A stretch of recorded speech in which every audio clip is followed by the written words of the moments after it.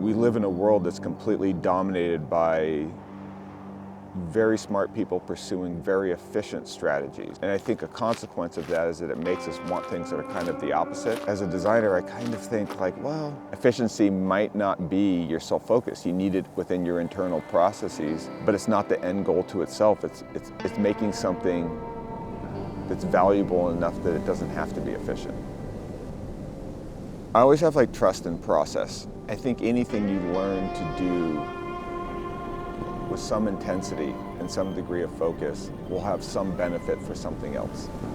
Even if that thing or that initial experiment doesn't really go anywhere as an end product. But if you've worked with glass to make a vase, if you've worked with wood to make a table, if you've worked with concrete to make a stool or a fire pit, it's pretty natural to think, well, how do I start composing with these different beats and put them in together in a way that makes something a little bit more grand? So there is no direct connection between making a vase and a hotel, but there's a lot of steps in between. And when you look at them over a 15-year time period, there's total continuity between all the days. In California, we have a bit of a housing crisis.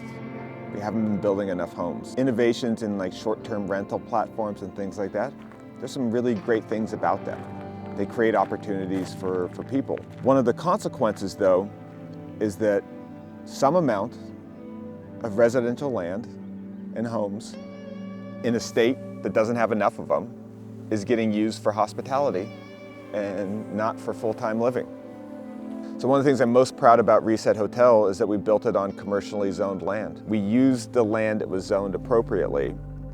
We built to the very high environmental standards of this state. We added new infrastructure in the form of a sewage treatment plant, new roads, and we really added to the city in the way that the city was always intended to exist and created this connection between a small town that needs the revenue from projects like this and this amazing national park that should always be the exact opposite of a city, a preserve to keep nature the way it is.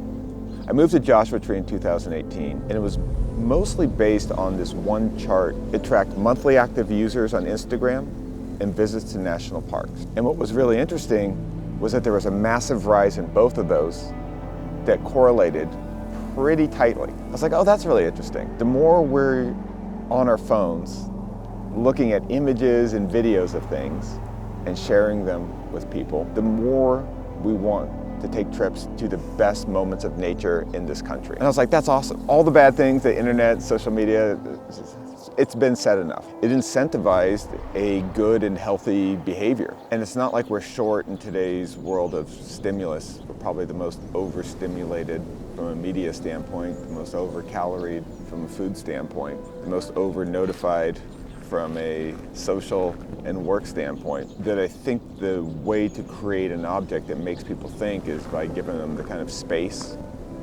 and something in their kind of soft focus to contemplate.